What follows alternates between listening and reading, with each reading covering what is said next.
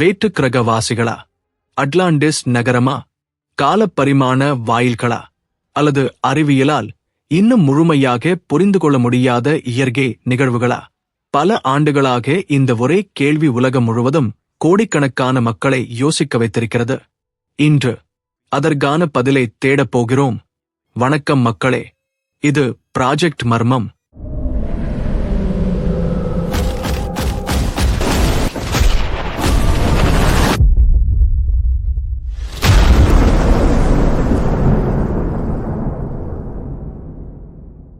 இந்த தொடரின் முதல் 2 பாகங்களை இன்னும் பார்க்கவில்லை என்றால் முதலில் அவற்றை பார்த்துவிட்டு வாருங்கள். ஏனென்றால் இந்த இறுதி பாகம் அந்த 2 பாகங்களின் தொடர்ச்சிதான். சரி, இப்போது பெர்முடா முக்கோணத்தை சுற்றியுள்ள மிகவும் பிரபலமான கோட்பாடுகளை பார்ப்போம்.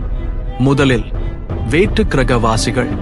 இந்த கோட்பாட்டின்படி பெர்முடா முக்கோணத்தில் பூமிக்கு வெளியே இருந்து வந்த உயிரினங்கள் செயல்படுகின்றன.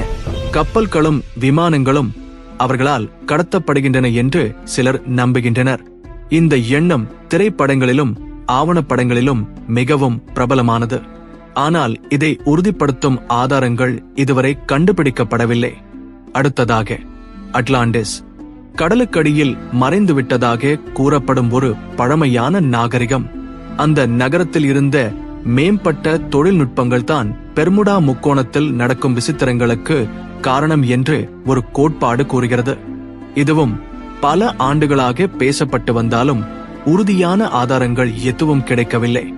அடுத்ததாக காலப்பரிமாண வாயில்கள். சிலர் பெர்முடா முக்கோணத்தில் காலமும் இடமும் மாறும் ஒரு விசித்திரமான பகுதி இருக்கலாம் என்று நம்புகின்றனர். அதற்குள் செல்லும் விமானங்களும் கப்பல்களும் வேறு இடத்திற்கோ வேறு காலத்திற்கோ சென்று விடுகின்றன என்பதே அந்த கருத்து. இதுவரை இதையும் நிரூபிக்கும் ஆதாரங்கள் கிடைக்கவில்லை.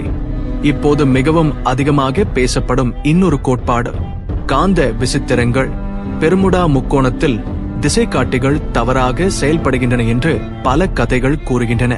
உண்மையில் பூமியின் காந்த புலத்தில் சில இயற்கையான மாற்றங்கள் இருப்பது உண்மை. ஆனால் அவை மட்டும் இத்தனை பெரிய மர்மங்களுக்கு காரணம் என்று விஞ்ஞானிகள் ஏற்கவில்லை. அப்படியானால் அறிவியல் என்ன சொல்கிறது? முதலில் பெர்முடா முக்கோணம் உலகின் மிகவும் பரபரப்பான கடல் மற்றும் விமான போக்குவரத்து பகுதிகளில் ஒன்று. ஆயிரக்கணக்கான கப்பல்களும் விமானங்களும் தினமும் அந்த வழியாக செல்கின்றன. எனவே விபத்துக்கள் நடைபெறுவதற்கான வாய்ப்பும் இயல்பாக அதிகமாக இருக்கும். இரண்டாவது, அந்த பகுதியில் வானிலை மிக வேகமாக மாறக்கூடும்.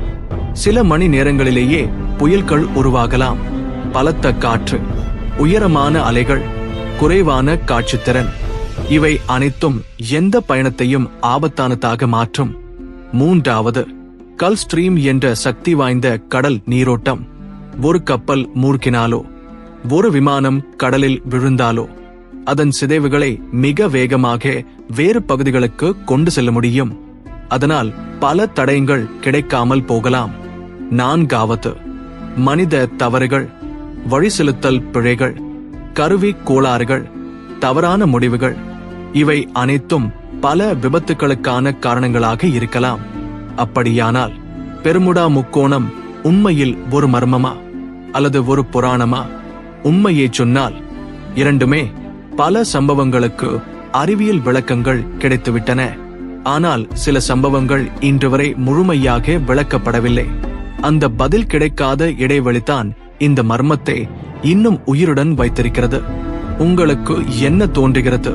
பெர்முடா முக்கோணம் ஒரு இயற்கையான ஆபத்தான பகுதியா அல்லது இன்னும் கண்டுபிடிக்கப்படாத ஏதோ ஒரு ரகசியம் அங்கே மறைந்திருக்கிறதா? உங்கள் கருத்தை கீழே பதிவிடுங்கள். இந்த 3 பாகங்களும் உங்களுக்கு பிடித்திருந்தால் ஒரு லைக் கொடுங்கள். சேனலை சப்ஸ்கிரைப் செய்யுங்கள். அடுத்த மர்மமான பயணத்தில் மீண்டும் சந்திப்போம். இது ப்ராஜெக்ட் மர்மம்.